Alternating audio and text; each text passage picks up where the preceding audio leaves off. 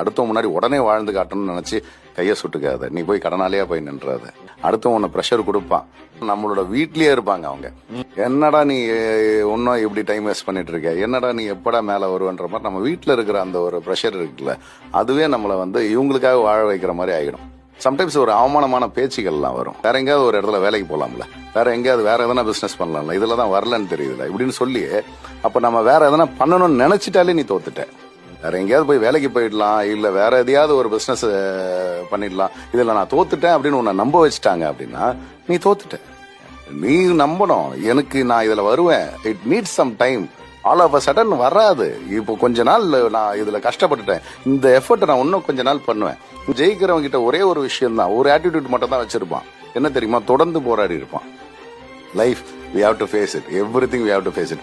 உன்னை தண்ணி குடிச்சு படுக்க வைக்கும், பசிக்கும், உன்னை பெட்ரோல் இல்லாம தள்ள வைக்கும், உன்னை அவமானப்படுத்தி பார்க்கும், உன்னை கேவலப்படுத்தி போகும், பேரை கெடுக்கும், உன்னால முடியாது அப்படின்ற மாதிரியான ஒரு நிர்பந்தத்துல தள்ளி விட்டு உன்னை எல்லாரும் முன்னாடியும் தலைகுனிற அளவுக்கு ஆக்கி விட்டுரும்.